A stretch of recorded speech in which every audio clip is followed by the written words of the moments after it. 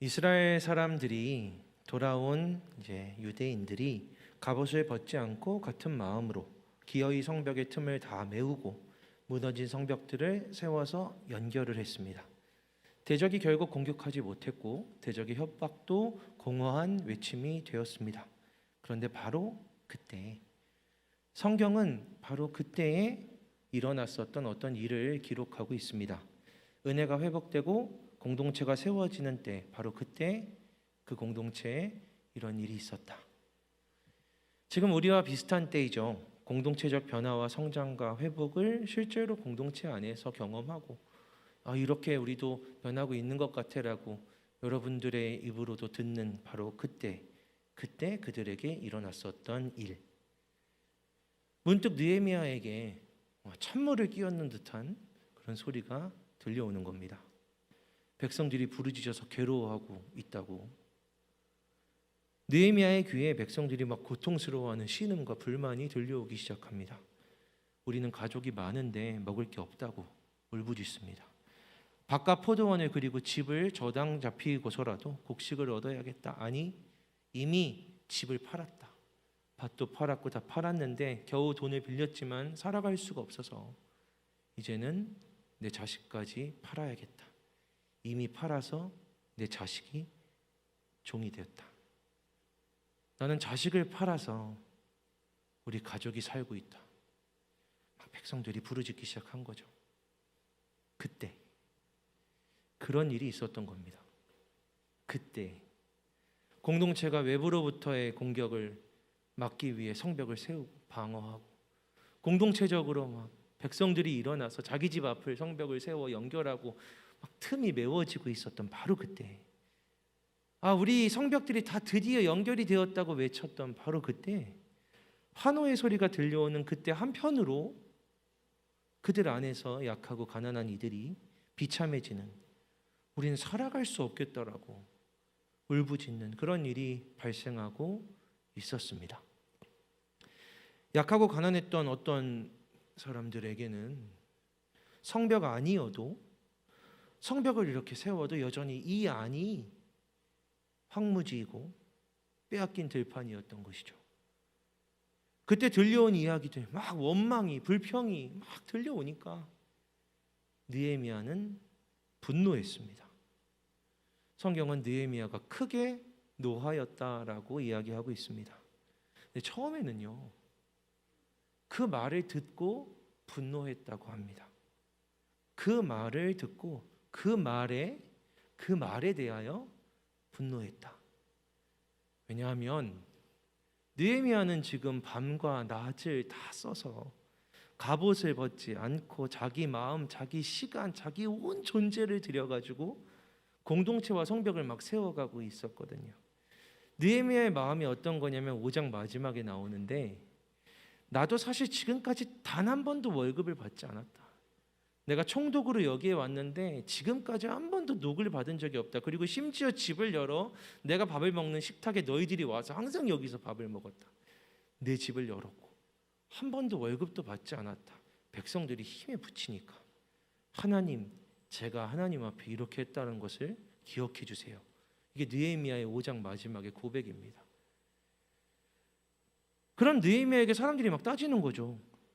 공동체적인 사역이 아니라 내 삶을, 내 생활을 못 살겠어요.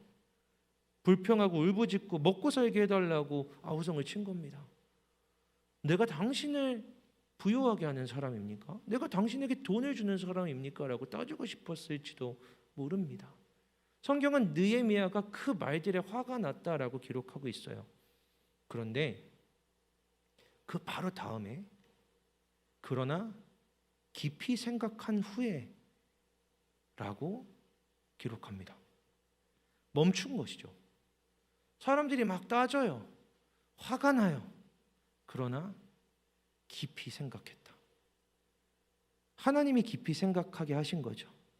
이제 곧 성벽 재건이 완성되는데, 이제 조금만 견디면 되는데, 우리 전체 일을 위해서 조금만 좀 애써주면 되는데, 좀만 참으면 되는데, 이 일을 위해서 나만이 아니고 리더들이, 공동체 여러 사람들이 밤과 낮으로 갑옷을 벗지 않고 쉬지 않고 일하고 있는데 온 존재와 삶과 시간을 다 들여서 헌신하고 있는데 먹고 살기 어렵다고 달려들어 부르짖는 이들의 외침이 답답하게 느껴지는 것 같았던 바로 그때, 화가 막 올라오는 그때 멈춰서 그러나 깊이 생각했다. 그 말에 크게 노하였다. 그러나 깊이 생각했다. 깊이 생각한 후에 느헤미야가 진짜 문제를 파악해내는 겁니다. 아, 문제가 있구나. 그때 공동체의 리더십들이 가난한 이들에게 이자를 받고 돈을 빌려주고 있었거든요. 이게 나쁜 건 아니에요. 도덕적으로 법적으로 엄청난 범죄를 한 것, 죄를 진 게 아닙니다. 이 사람들은 나쁜 사람들이거나 대적이 아니에요. 왜냐하면 이 사람들이 바로 리더십들이 다, 민장들이, 귀족들이 다 지금 자기 성벽을 세워서 연결하고 있었거든요. 돈을 빌려주는데 이자를 받은 겁니다. 왜냐하면 이 시기는 느헤미야 5장 3절에 나오는 것처럼 심각한 흉년이었거든요. 심각한 흉년이었고 모두 어려웠습니다. 경제 전반적으로 무너지고 전망도 좋지 않은 겁니다. 그러면 금리라는 게 올라갑니다. 당시에도 금융이 있었던 거죠. 지금도 그렇잖아요. 이게 누구의 잘못이 아닌 겁니다. 흉년은 누구의 잘못이 아니에요. 그냥 우리 공동체적으로 애써서 우리의 시간을 어느 정도 반 정도는 들여가지고 성벽을 짓자. 그런데 그때 때마침 흉년이 확 닥친 겁니다. 심각한, 지역적으로 그 지역을 휩쓰는 어마어마한 흉년이 닥쳤습니다. 삶이 어려워졌습니다. 이스라엘의 경제적인 상태가 좋을 수가 없죠. 금리가 높았던 겁니다. 그래서 가난한 이들이 돈을 빌려달라고 했고 돈을 빌려준 겁니다. 금리대로 빌려준 거죠. 높은 금리로 빌려줬습니다. 그런데 흉년이 길어진 거죠. 내년엔 나아지겠지, 내년엔 나아지겠지, 길어지는 겁니다. 그래서 해결이 되지 않아서 갚을 수가 없고 담보를 팔기 시작합니다. 집을 팔게 된 겁니다. 집을 팔았는데도 갚을 수가 없어서 자식을 팔게 된 겁니다. 문제는 여기서 발생하는 거죠. 깊이 생각하여 봤더니 이건 아니지 않은가. 높은 이자로 돈을 빌려준 게 문제가 아닙니다. 지금 우리는 형제가 아니구나. 지금 우리는 가족이 아닌 거구나. 느헤미야가 그래서 외치는 겁니다. 우리는 이방인의 손에 팔린 우리 형제 유다 사람들을 온 힘을 다해서 도로 찾아왔다. 우리는 포로로 사로잡혀 있던 이들을 온 힘을 다해서 기도하면서 데리고 왔다. 온 힘을 다해서 그들을 찾아왔다. 그런데 너희는 너희 형제를 팔고자 하느냐. 더군다나 우리의 손에 팔리게 하겠느냐. 그렇게 외부로부터 찾아온 자유를 겨우 얻어온 우리 형제들을, 우리는 형제들인데 스스로 서로 팔고 있느냐. 우리 이자 받기를 그치자. 느헤미야가 대회를 열어서 이야기하는 겁니다. 이자 그만 받자. 그리고 돈을 빌려준 사람들은 돈 빌린 이들에게 100분의 1을 그냥 더 주자.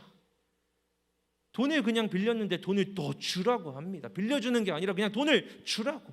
이자도 돌려주고 돈도 주라고. 말도 안 되는 일이죠. 그렇게 명령한 겁니다. 그리고 그들이 그 일을 따랐답니다. 왜냐하면 이렇게 말했거든요. 형제잖아.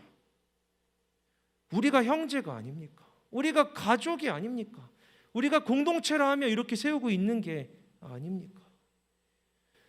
여러분, 가족이라는 건 일반적인 법칙을 넘어설 수 있는 무언가거든요. 사회적인 약속을 조금 넘어갈 수 있는 무엇인 거죠. 제가 20대 때 정말 어려운 시간이 있었습니다. 그때 이제 신대원에 들어가고 교육 전도사를 하고 있을 때였는데 등록금이 없어서 가까운 친척에게 이제 돈을 빌렸습니다. 정말 어려워서 더 빌릴 데가 없으면 뭐 어디 업체 뭐 1, 2, 3 이런 데 안 되면 이제 진짜 가족한테 빌리게 되는 거죠. 그런데 이 정도까지 어려워지면 사실 언제까지는 갚을게라고 말한 그때 갚기가 어렵습니다. 갚을 수 있을 거라는 생각을 하지만 못 갚는 거죠. 안 갚겠다고 마음 먹고 빌리는 사람은 없잖아요. 그때는 되겠지. 하지만 한 달 뒤에도 두 달 뒤에도 상황이 좋아지지 않고 못 갚은 겁니다. 저도 약속한 그때 갚지 못했습니다. 그래도 우리가 너무 힘든 거 아니까, 지금 너무 힘든 거 아니까 그리고 이거 내가 뭐 놀겠다고 받은 것도 아니고 등록금이었는데 혹시 이해해주지 않을까 싶어서 미안해하는데 차마 연락은 못 하겠는 거죠. 그런데 오히려 먼저 연락이 왔습니다. 동주야, 네가 전도사를 한다고 또 하나님의 일을 한다고 하면서 돈을 빌리고 갚겠다는 약속을 지키지 않는 것이 올바른 행위가 아닌 것 같다. 참 실망스럽구나. 빨리 최대한 갚았으면 좋겠다. 라는 문자였습니다. 아마 토시 하나도 틀리지 않았을 것 같습니다.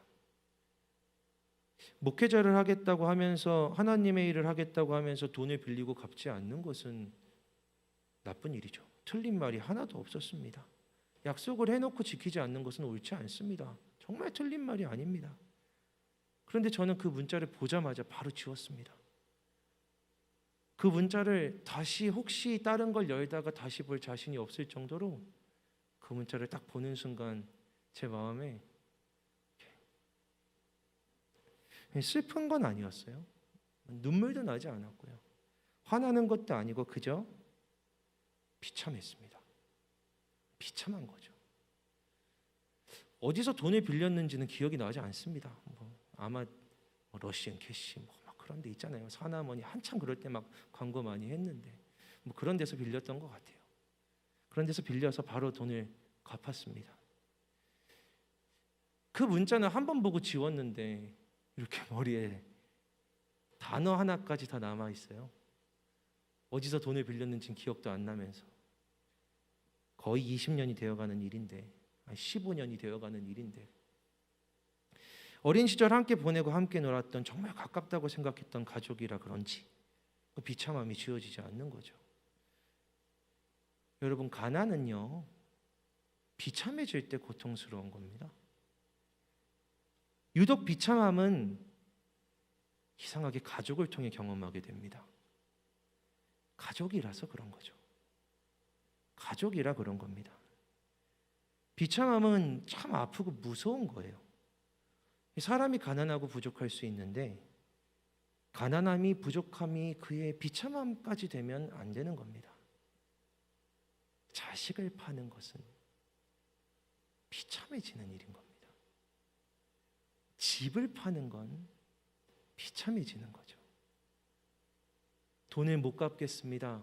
제 자식을 팔겠습니다라고 했을 때 어느 지점에서는 멈출 수 있었던 것입니다. 느헤미야는 생각했던 것이죠. 그래도 우리는 형제가 아닌가.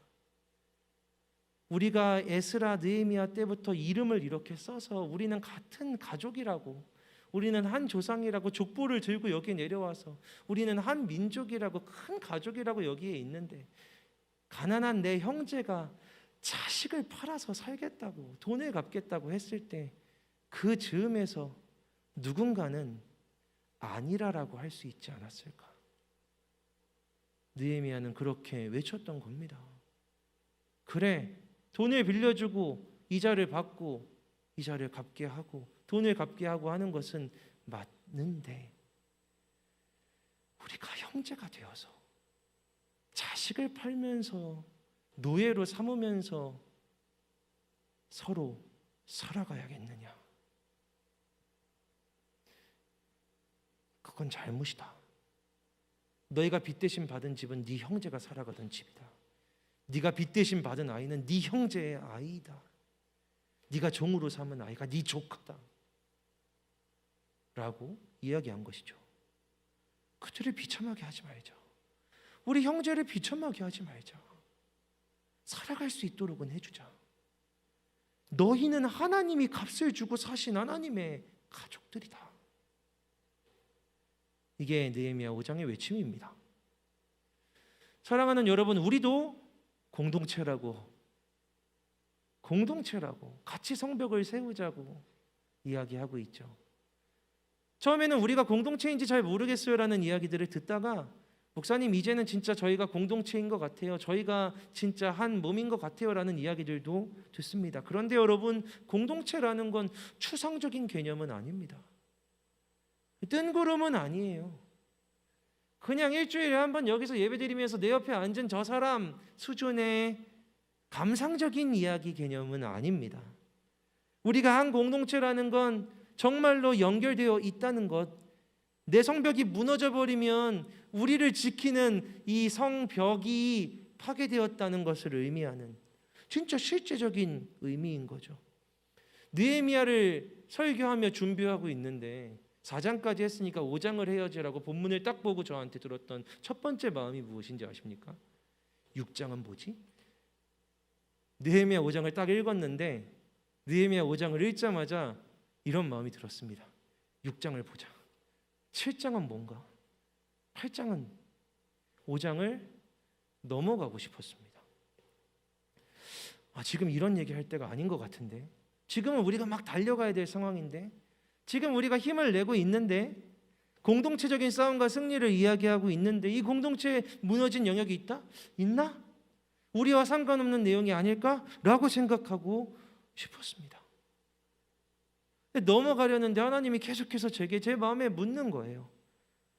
공동체가 회복되어 가고 있고 크고 중요한 변화, 무거운 걸음을 내딛고 있는 게 맞는데 네가 밤과 낮으로 갑옷을 벗지 않고 모든 존재를 걸고 사역하고 있는 것이 맞는데 혹시 네가 듣지 못한 부르짖음은 없느냐? 라고 물으셨습니다. 사역을 시작하면서 제가 어떤 CLTC 모임 마지막에 이렇게 얘기했거든요. 15년 동안 사역하면서 매년 마지막에 한 번도 부끄럽지 않았던 적이 없었는데 올해 1년을 마무리한다고 생각하면서 하나님 앞에 1년 동안 단 한순간도 충성스럽지 않았다라고 스스로 생각이 들지 않는 게 처음입니다. 힘들고 행복하지 않았다라고 생각할진 모르지만 하나님 앞에 1년간 단 한순간도 충성스럽지 않았다라고 이야기할 수 없어서 부끄럽지 않아서 죄송하지 않아서 저는 올해 너무 감사합니다라고 이야기했습니다. 감사하다고 계속 이야기하고 있었습니다. 그런데 하나님이 물어보시는 거죠. 네가 놓친 소리가 있지 않을까? 이 공동체 안에 비참한 이야기들이 있지 않을까? 차마 말 못하는 얘기들이 있지 않을까? 도저히 인정하고 싶지 않은 질문이라서 넘어가려고 하는데 계속해서 물어보십니다. 그 본문이 하루 내내 저를 붙들고 있는 거죠. 쓰지를 않았습니다. 오늘 그저 하루 살아가기 버거운 청년이 있진 않을까? 오늘 너의 옆에서 죽어가고 있는 청년이 있진 않으냐? 이 본문을 눈앞에 두고 그냥 마음에 묻고 쓰지는 못하고 하루를 보내다가 저녁에 한 청년과 통화를 했습니다. 밝은 청년, 우리 리더십으로 세우려고 제게 항상 힘이 되고 응원이 되고 격려가 되는 청년. 이 청년에게 전화해서 이거 하자고 하면 당연히 하자고 하겠지 라는 마음이 들어서 기쁜 마음으로 사역자 세우겠다고 전화를 한 겁니다. 근데 전화를 받은 청년의 목소리에 힘이 없습니다. 그날 너무 추웠거든요. 한참 추웠던 때 있잖아요. 되게 추웠던 그날이었는데 청년이 목사님 1시간 동안 밖에 있어서 지금 전화하기가 좀 그래요라고. 그래 얼른 몸 녹이고 이따가 몸 좀 따뜻해지면 전화하자라고 이야기하고 전화를 끊었습니다. 이 청년이 몸을 녹이기를 기다리고 있는 동안 다시 연락을 주기를 기다리고 있는데 자꾸 제 마음에 이 청년이 서 있었던 1시간 동안의 추위가 생각이 납니다. 버스를 기다리면서 1시간 동안 추운데 서서 입이 얼어붙을 정도로 벌벌거리고 있었을 그 친구가 계속해서 생각이 납니다. 그 청년과 다시 통화를 하는데 이런 사역의 자리, 이런 자리에 너를 부르려고 했어. 근데 네가 지금 감당하고 있는 삶의 무게와 시간과 네가 지금 하겠다고 하는 선택을 난 정말로 존중한다.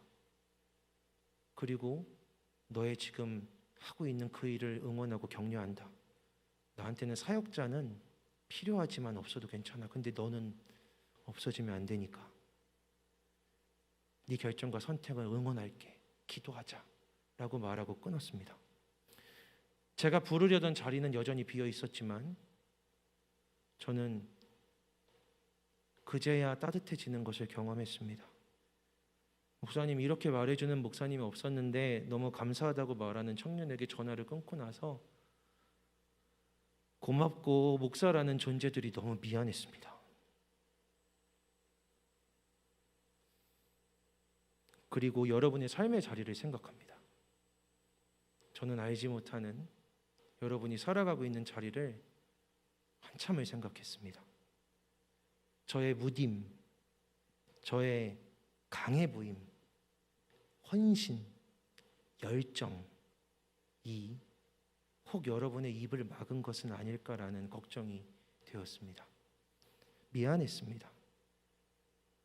그렇게 생각했을 것 같더라고요. 목사님이 저렇게 애쓰는데, 저렇게 수고하는데, 저렇게 열심히 하는데 내가 이렇게 말씀드리면 힘 빠지시지 않을까? 아이고, 말씀 못 드리겠다. 그래서 혹시 여러분의 작고 아픈 소리들을 막은 게 아닐까 염려되고 걱정됐습니다. 미안하더라고요. 그렇게 설교를 쓰려고 하는데 정말 갑자기 하나님이 이 동네에서, 진짜 우리 동네 파주에서 청년 사역을 하고 있는 목사님 한 분을 보내신 겁니다. 놀러 오셨대요. 그냥 갑자기. 서로 모르는 사람들이거든요. 온다고 하고 전화가 왔길래 그분을 아는 다른 분에게 이름이 혹시 그분이 뭐예요? 라고 물어볼 정도로 모르는 사람, 모르는 목사님 갑자기 오셨습니다. 파주에서 청년 목회하는 두 목사가 만나서 이런저런 얘기를 길게 합니다. 여러분, 목사들은 말이 많거든요. 앉으면 2시간이에요. 그냥 막 서로 떠들어요. 근데 그분이 이제 그분도 자꾸 가야 되니까 이제 시계를 보다가, 목사님 마지막으로 저 궁금한 게 있어요. 그래서 말씀하십시오. 목사님, 파주에는 왜 이렇게 아프고 힘든 청년들이 많을까요? 왜 그럴까요? 이게 지역적인 문제일까요? 라고 저한테 물으시더라고요. 목사님, 애들이 찌르면 우울증이래요. 툭 찌르면 공황장애고 툭 찌르면 우울증이래요. 왜 다 그렇게 우울증, 공황장애 막 이런 거예요? 목사님도 그러시죠? 그게 바로 그날이었습니다. 너에게 비참한 소리는 들려오지 않느냐? 하나님이 물으셨던 바로 그날이었습니다. 목사님도 그러시죠? 제가 얼굴로는 담담하게 이야기했는데 마음이 무너지고 찢어졌습니다. 속으로 거의 울면서 대답했습니다. 부끄러운데 처음 만나는 목사님인데 하나님께 대답하는 것처럼 이렇게 이야기했습니다. 맞아요, 목사님. 찌르면 아프고 찌르면 눈물이 나는 청년들이 그렇게 많은데 제가 들을 수가 없는지 혹은 못 듣겠다고 생각하는지 저는 참 열심히 사역했는데 요즘엔 그런 얘기들이 잘 안 들려오네요. 우리 애들도 참 아프고 아프게 살아갈 텐데 요즘은 그런 얘기를 잘 못 들었습니다. 공동체가 요즘 회복되고 분위기가 올라가고 있어서 애들도 잘 살아가고 있겠거니 생각하고 싶었나 봅니다. 그런데 하나님이 안 그래도 목사님, 제가 이번 주에 설교를 준비하는데 공동체에 네가 놓치고 있는 소리는 없느냐고 물으셔서 예, 없습니다 대답하고 본문을 넘어가려고 했는데 목사님이 오셔서 물으시네요. 애들이 찌르면 아프다고. 제가 하나님의 말씀을 듣겠습니다. 그렇게 그 목사님과 헤어졌습니다. 그리고 설교를 쓰기 시작했습니다. 우리가 말씀으로 성벽을 세우자고, 공동체의 갑옷을 입자고, 서로가 서로를 지키는 지체가 되자고, 지난번에 설교하면서 여러분의 승전보들을 들려주세요. 여러분, 힘을 내게 여러분의 승전보를 좀 들려주세요라고 했습니다.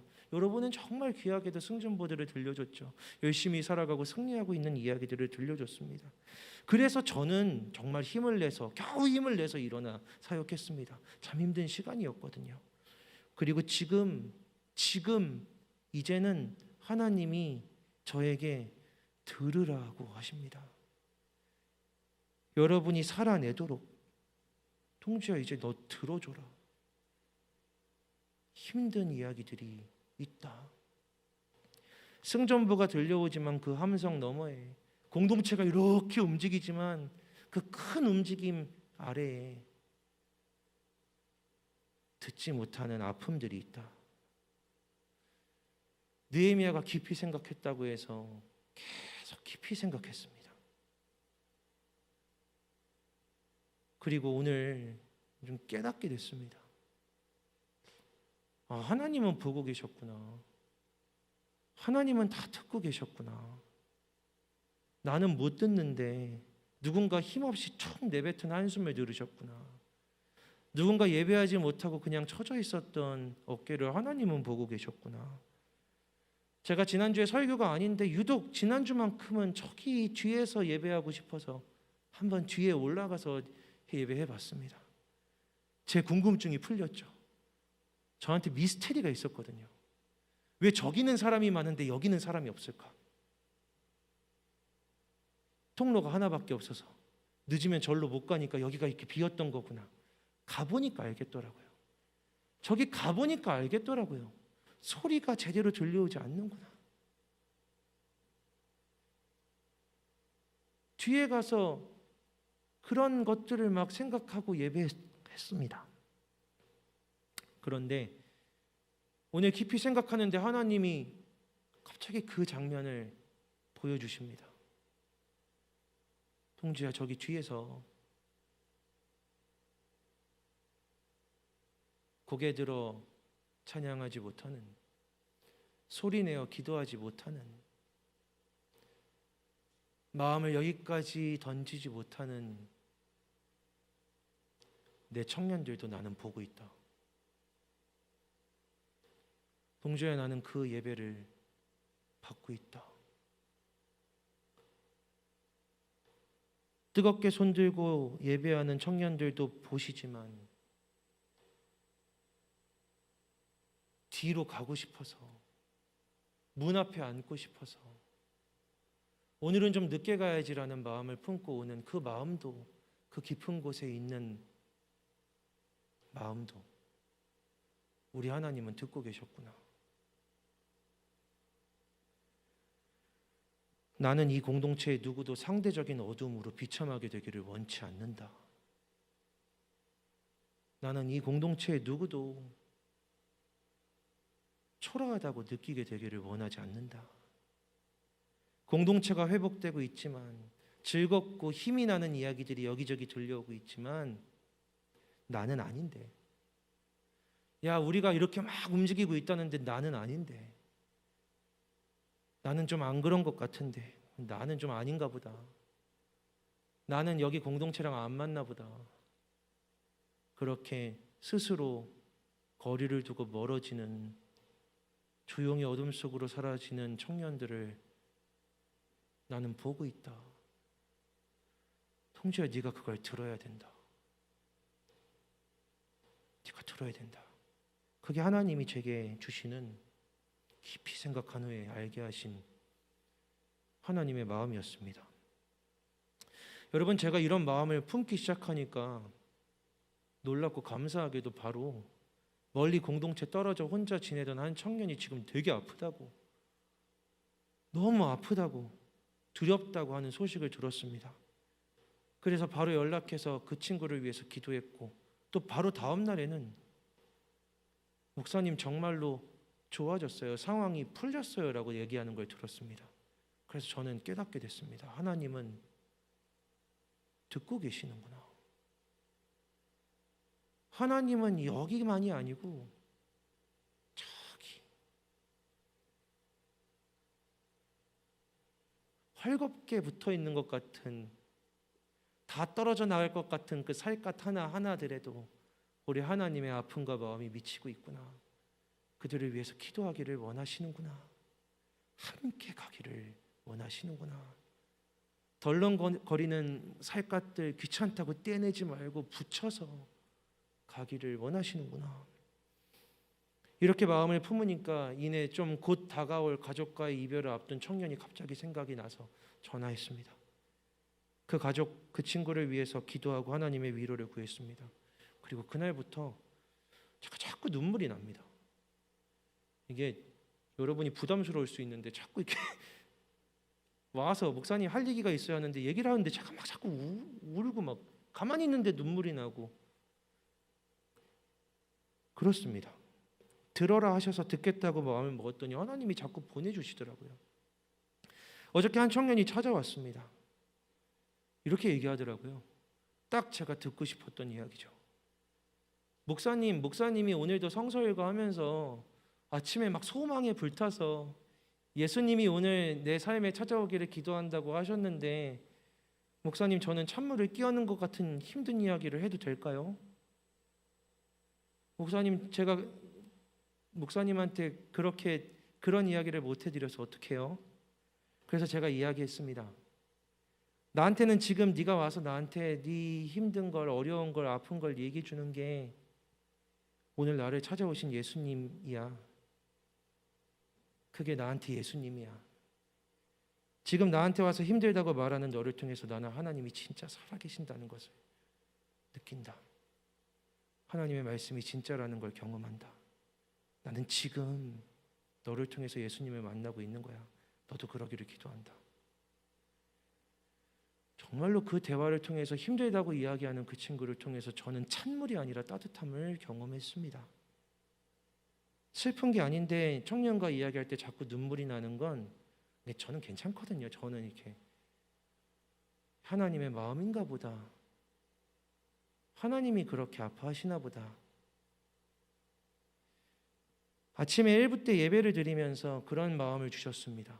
동주야, 나는 우주를 움직이고 있는데, 나는 온 우주를 통치하고 다스리는데 여기 파주에 이 청년 200명을 너는 감당할 수가 없어서 울고 힘들다 하고 지쳐하고 못하겠다고 하는 그 한마디도 나는 놓치지 않았다. 단 한마디도 나는 들어주었다. 네가 한숨같이 짧은 기도할 때도 나는 들었다. 한적한 기도방에 가서 5분 앉아있다가 온 그 기도도 나는 들었다. 너한테 맡긴 가족, 네 형제, 자매, 너의 아들과 딸로 만나는 청년들, 그들이 건네는 그 어떤 이야기라고 해도 들을 수 없는 이야기는 없다.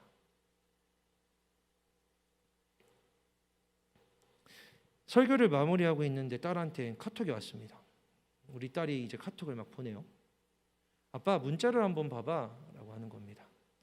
그래서 문자에는 딸이 보낸 스타벅스 아메리카노 커피 한 잔 선물 링크가 있었습니다. 딸이 이렇게 공부를 하는 게 있는데, 공부를 하루 하면 포인트를 막 5포인트, 10포인트 이렇게 받아요. 그걸 5,000을 모은 겁니다. 그러면 이게 이렇게 되면 할 수 있는 게 여러 가지 있어요. 제가 수도 없이 들었어요. 이걸로 키링을 사겠다, 뭘 사겠다. 근데 그 포인트로 아빠한테 스타벅스 아메리카노 한 잔을 사서 링크를 보낸 겁니다. 너무 이상하고 어떤 마음인지 어떤 사랑인지를 알아서 고맙다고, 너무 감동이라고, 희수야. 딸이 이렇게 카톡을 보냈습니다. 결기, 여러분 결기 모르죠? 결혼 기념일에 준 말입니다. 결기. 아빠, 결기 선물이 너무 보잘것없어서 주는 거기도 하고 여태까지 너무 고마워서 주는 선물이라 엄마랑 같이 써야 돼. 엄마랑 같이 쓰기엔 아메리카노 한 잔이었죠. 평소 같았으면 엄마랑 같이 한 잔을 어떻게 먹냐라고 막 놀렸을 것 같은데, 이렇게 설교를 쓰다가 이걸 봤는데 결기 선물이 너무 보잘것없다는 말이 너무 마음에 맺히는 겁니다. 아니야, 희수야, 네가 보내는 글자 하나, 그림 하나, 희수 너 자체가 아빠한테는 선물이고 보석이야. 최귀한 보석이야. 그러면 이 녀석이 그 정도 되면 감동을 받아야 되는데 또 카톡이 왔습니다. 그래도 결국 편지 한 통인 걸. 그리고 제가 울었습니다. 아니, 떠오르더라고요. 제가 어느 날 야, 또 편지 한 통이야? 라고 말했던 게 떠오른 거죠. 제 마음까지 들렸나 봅니다. 농담처럼 이야기했는데 우리 희수가 지갑에 돈이 저보다 많거든요. 뭔가 기대를 했나 봅니다, 제가. 근데 그게 그에게 애한테 남았나 봐요. 결국 편지 한 통이라서 라고 얘기를 하는데, 그렇게 1년 동안 모은 포인트로 스타벅스 커피 한 잔을 보내는 딸을 보며 하나님이 주신 마음이 있었습니다. 딸이 열심히 쓴 편지 한 통을 초라하고 부끄럽게 했구나. 처음에는 이 아이 하나면 충분했는데 얼마나 컸다고, 얼마나 당연해졌다고 그 마음 담아 쓴 편지를 부끄럽게 했구나. 하나님이 설교를 마무리하는 그 시점에 정확하게 저한테 주신 도장이었죠. 사랑하는 여러분, 우리는요, 저는 우리를 가족이라고 느낍니다. 우리는 가족이에요. 우리는 사랑을 하고 사랑을 받습니다. 저는 여러분에게 많은 사랑을 받고 있습니다. 저도 여러분을 사랑합니다. 그런데 여러분이 때로는 좀 나아가지 못해도요, 그냥 그 자리에 있어도 계속 변하지 않는 것 같고 똑같은 문제로 무너지는 것 같아도요, 그래도 가족입니다. 그래도 사랑합니다. 그걸로 충분한 거죠. 존재로서, 우리 청년교회 청년이라는 존재로서 충분한 겁니다. 괜찮아요. 1년 내내 와서 똑같은 걸 이야기해도, 기대에 부응하지 않아도, 또 무너져서 찾아와도, 돈 받고 상담하는 거면 서로 아까운 시간이겠지만 가족은 괜찮은 겁니다. 성서회가 안 해도 괜찮아요. 라이브에 안 들어와도 괜찮고, 성벽 안 만들어도 여러분의 삶에 승전보가 없어도 충분합니다. 그게 사랑하지 못할 이유는 되지 않습니다. 하나님이 꼭 이렇게 이야기해 주라고 저에게 말씀하시더라고요. 괜찮다고. 이 공동체에는 지금 따라오는 것도 힘든 청년들이 있다고. 그들에게 하나님이 사랑한다고 말해주라고. 우리는 서로를 비참하게 만드는 존재가 되지 맙시다. 우리가 막 열심히 하다가, 우리가 막 행복하고 재미있다가 옆에서 왜 나는 그렇지 않을까를 생각하며 우리의 몸된 지체가 비참하게 되는, 우리는 그런 가족이 되지 맙시다. 그냥 네가 이 자리에 있어서 고맙고 감사하다. 어떤 모습이어도 충분하다. 그런 형제의 사랑을 나누는 공동체가 되기를 기도합니다. 좋은 이야기만이 아니라 슬픈 이야기, 힘든 이야기도 나눌 수 있는, 성벽이 세워지고 있다고 환호하는데 그래도 저는 좀 힘든데요 라고 하는 이야기를 기꺼이 내놓을 수 있는 그런 가족이 되기를. 공동체의 성장은 개인을 반드시 변화시킵니다. 하지만 변하지 않는 개인도 공동체는 품고 갈 만큼 충분히 크고 강합니다. 여러분이 속한 이 공동체는, 여러분이 속한 청춘은 조금 움직이지 않아도, 동의가 되지 않아도 그래도 다 함께 데리고 갈 만큼 크고 강합니다. 우리는 그렇게 커졌습니다. 사랑하는 여러분, 이제는 서로를 좀 들어주고, 목장에서 이제 마지막 남은 한 달, 혹시 떨어져 나간 살점 같은 지체들이 있지 않는가도 생각해보고, 놓치고 있는 소리가 있지 않은가도 돌아보는 시간이 되었으면 좋겠습니다. 어느 날 누가 나에게 던진 작은 이야기가 초라해지지 않도록, 우리 안에 공동체라서 비참한 이가 생기지 않도록, 우리 공동체가 그런 따뜻한 하나님의 나라가 되기를 기도하고 소망합니다. 오늘은 먼저 찬양을 하고 함께 기도하고 싶습니다. 여러분, 우리 자리에서 일어나서 함께 찬양할까요?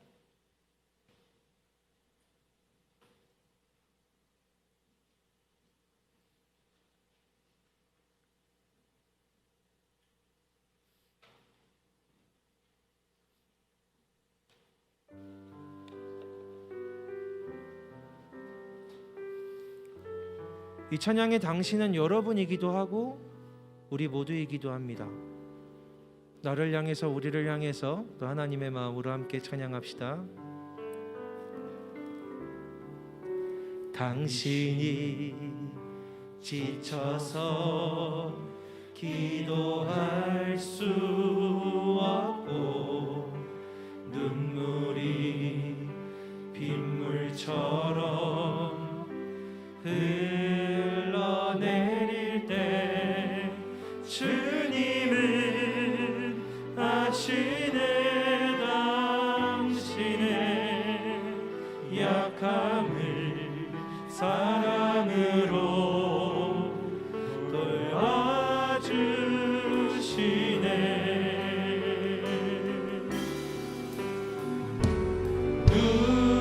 누군가 널 위하여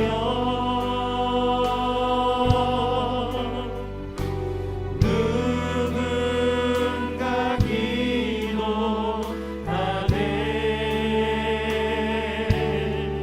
내가 홀로 외로워서 마음이 무너질 때 누군가 널 위해 기도하네. 우리 이 시간 1절로 한 번 더 찬양합시다. 당신이 지쳐서 기도할 수 없고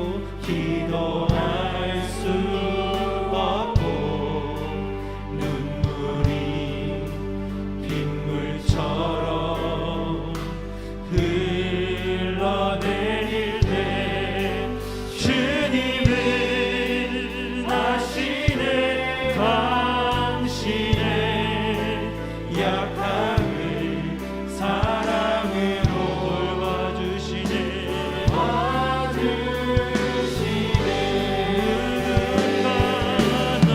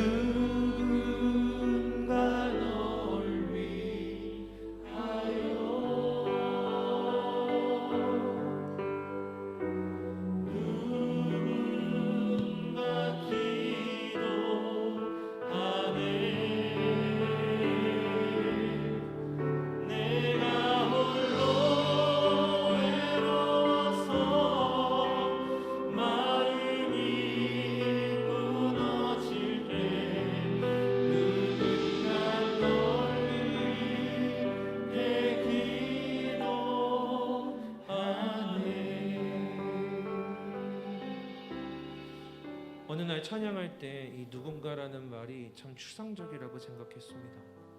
하지만 오늘 이 찬양을 결찬으로 고르면서 저에게 누군가는 추상적이고 그냥 상징적인 세 글자가 아니었습니다.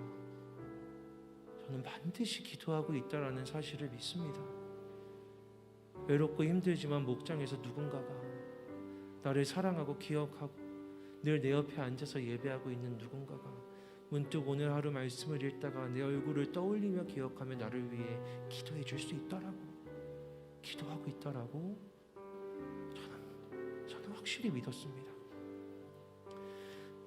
제가 사역을 하며 그 어느 날 너무 외롭고 힘들어서 여러분이 손에 잡히지 않고 눈에 보이지 않아서 답답하게 있었던 그 어느 날 그냥 예고도 없이 방문 열고 들어와서 위로하고 떠나갔던 여러분은, 그 청년은 누군가가 아니었습니다. 우리는 서로가 서로에게 그런 공동체이고 가족입니다. 사랑하는 여러분, 우리 이 시간 함께 기도할 때 하나님, 우리 안에 우리의 살점 같은, 우리의 아픈 손가락 같은 그 어느 누구도 차마 자기의 소리를 내지 못하고 울부짖지 못하고 교회에 와서도 목장에 와서도 이곳에 와서도 기도하지 못하는, 기도하며 하나님의 위로를 구하지 못하는 그런 청년들 단 하나 없도록 하나님, 우리가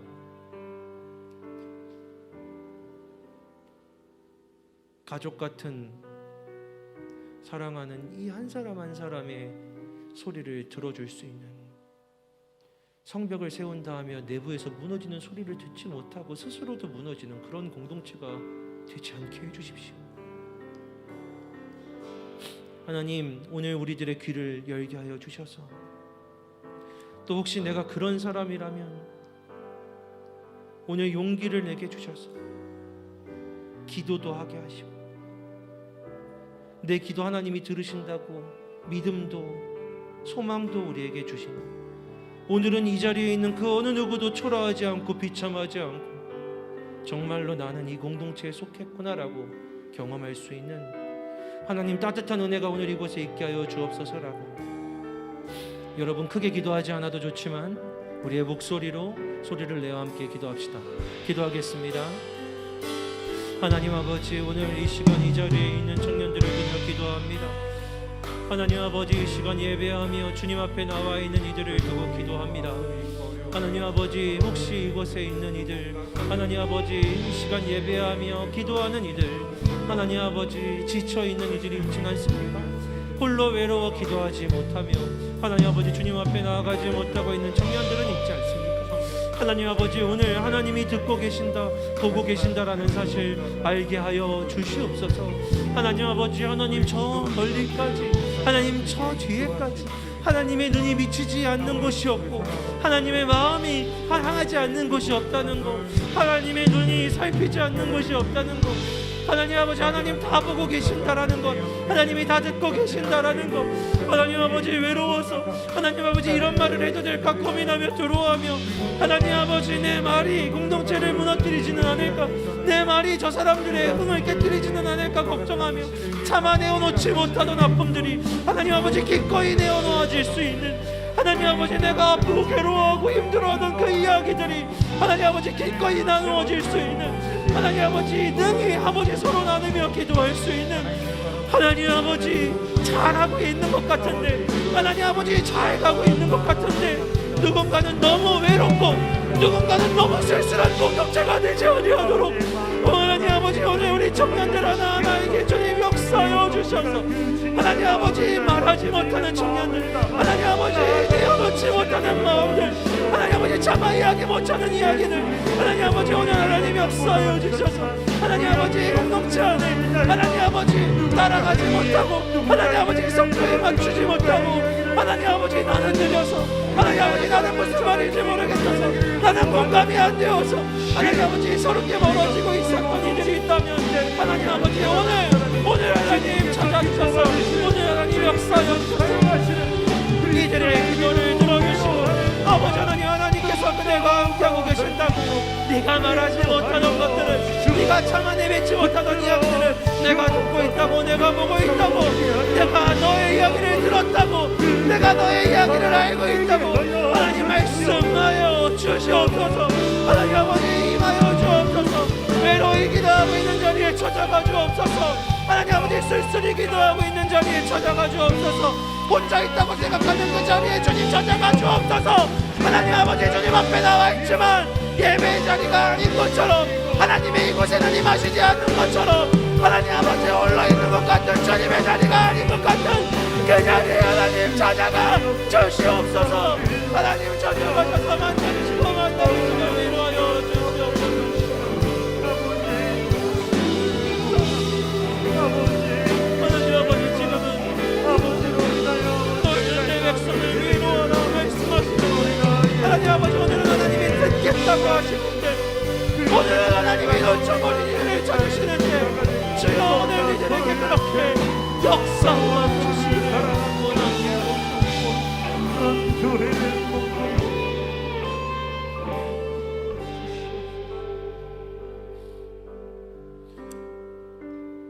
이 시간은 한 번 더 기도할 때 여러분 혹시 가능하시면 부탁합니다. 동성끼리는 옆에 앉은 청년들이 있다면 괜찮다면 이 시간은 좀 옆에 있는 청년과 좀 손을 잡고 기도했으면 좋겠습니다. 불편하지 않으신 분들은 괜찮으시다면 좀 손을 잡고 기도하고 싶습니다.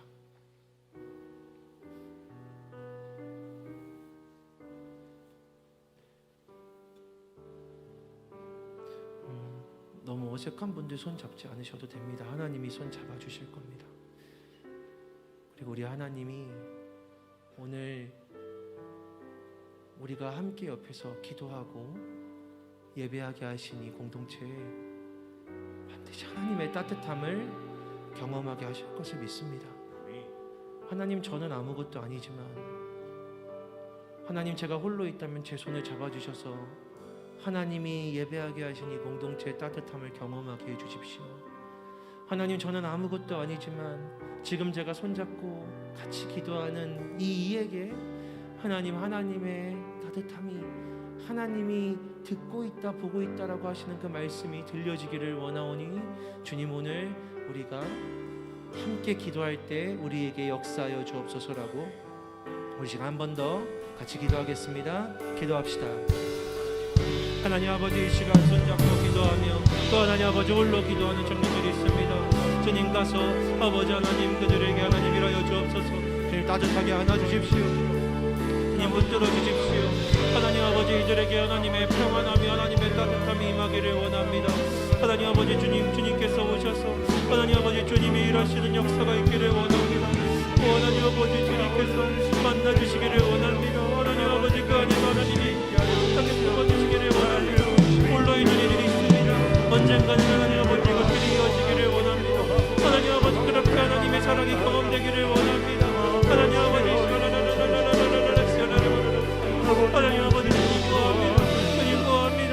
하나님 아버지 주님 오늘 하나님의 따뜻함이 하나님의 사랑이 경험되게 하여 주옵소서. 공동체의 따뜻함이 하나님 아버지 오늘 살아가는 이들에게 흘러가게 하여 주옵소서. 하나님 아버지 오늘 하나님이 붙들어 주셔서 하나님 아버지 하나님이 잡아주셔서 하나님 아버지 우리 청년 하나님 아버지 하나님의 사랑을 경험하게 하여 주옵소서. 외로운 이들이 너무 많습니다. 홀로 있는 이들이 너무 많습니다. 하나님 아버지 그러나 저희들은 연결되기를 원합니다. 하나님 아버지 홀로 찬양하는 예배하는 일이 너무 많습니다. 하나님 아버지 그러나 하나님이 손잡아 주십시오. 하나님이 손잡아 주십시오. 하나님이 붙들어 주십시오. 내가 함께 있다고 말씀하여 주십시오. 내가 너의 이야기를 듣고 있다고 말씀하여 주십시오. 내가 너를 사랑한다고 내가 너의 예배를 받았다고 내가 너의 기도를 들었다고 내가 너의 마음을 알고 있다고 말씀하여 주옵소서.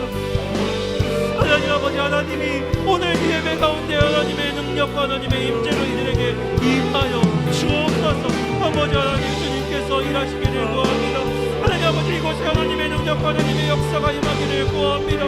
하나님 아버지 주님의 마음이 어떨지를 봅니다. 우리가 공동체라고 예비하나 우리는 아직도 너무나 울고 있습니다. 그러나 하나님 아버지 기도하며 간절히 구하오니 하나님의 사랑이, 하나님의 따뜻함이, 하나님의 연결되게 하심이, 하나님의 연합하게 하심이, 하나님의 사랑하게 하심이, 하나님이 따뜻하게 하심이, 하나님 우리들을 품어주시고 하나님 아버지 우리 안에 하나님의 사랑을 경험하게 되니 하나님 아버지 우리 안에 회복과 가게 하시는 하나님 아버지, 하나님의 우리를 하나님의 능력으로, 하나님의 사랑으로 하나님 아버지 들어가게 하시는 귀한 은혜가 있게 하여 주시옵소서. 하나님 아버지, 오늘 우리 안에 눈물의 기도가 하나님 아버지, 오늘 우리의 기도를 들으시고 저요 우리의 눈물을 하나님 아버지 이들의 아픔과 이들의 고통과 하나님 아버지 이들의 눈물을 하나님 아버지 이들의 외로움을 하나님 아버지 이들의 홀로 있음을 저리를 없어가 하나님 아버지, 하나님의 사랑을 없어가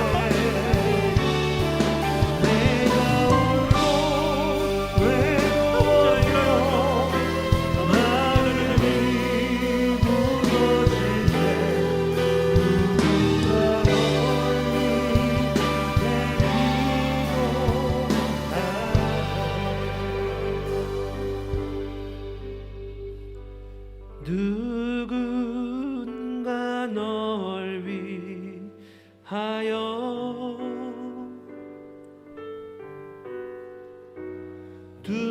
누군가 기도하네.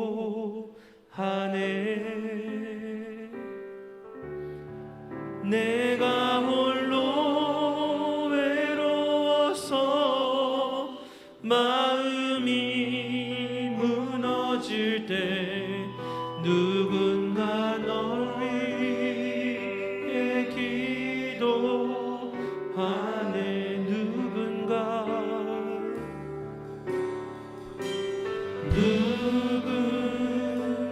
널 위하여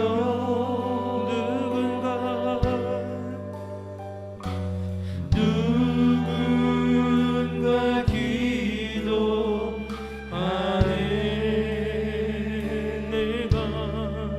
내가 홀로 외로워서 마음이 무너질 때 누군가 널 위해 기도하네.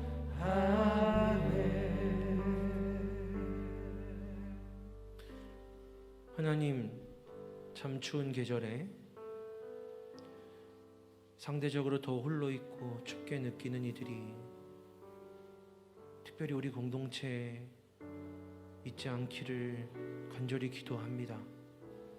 주님, 실제로도 이들의 삶이 춥지 않기를 구하오니 어렵고 가난하고 힘든 시간을 지나가는 청년들에게 하나님께서 하나님의 사랑과 소망과 기대를 가질 수 없는 그 인생들에 하나님 찾아오셔서 하나님이 소망과 기대와 미래가 되어 주시옵소서. 희망을 갖지 못하고 기도 한마디 내뱉지 못하는 이들을 위해서, 또 사랑하는 이들 우리 공동체에서 꼭 알아서 함께 서로 기도해 주며 하나님이 기도의 역사를 일으키시는 것을 경험하게 하여 주시옵소서. 주님이 공동체가 크게 움직이고 크게 변화하고 열심히 빠르게 달려가고 있는데 그 속도에 또 그 빠르기에 하나님 혹시 미치지 못하고 적응하지 못하고 어지러워하고 힘들어하며 보폭을 맞추지 못하는 이들이 있지 않은가 주님 생각하라고 하십니다. 하나님, 어린 아이부터 노인에 이르기까지 가장 뒤에서 가장 앞에까지 모두 보호받기를 원하시는 우리 하나님의 말씀과 명령에 힘입어 우리 공동체는 앞과 뒤에 그 모든 영역이 끈끈하게 연결되어 사탄의 공격에도 흐트러지지 아니하며 함께 끝까지 나아가는 저희 공동체 되게 하여 주시옵소서. 연말과 이 겨울 우리의 손과 마음이 미치지 못하는 공동체에 외곽이 있지 않도록 주님 저희들의 마음과 기도가 닿게 하여 주시고, 간절히 구하오니 홀로 외로이 예배하고 기도하고 있는 이들이 주님의 따뜻함을 경험하게 하여 주시옵소서. 예수님의 이름으로 기도합니다. 아멘.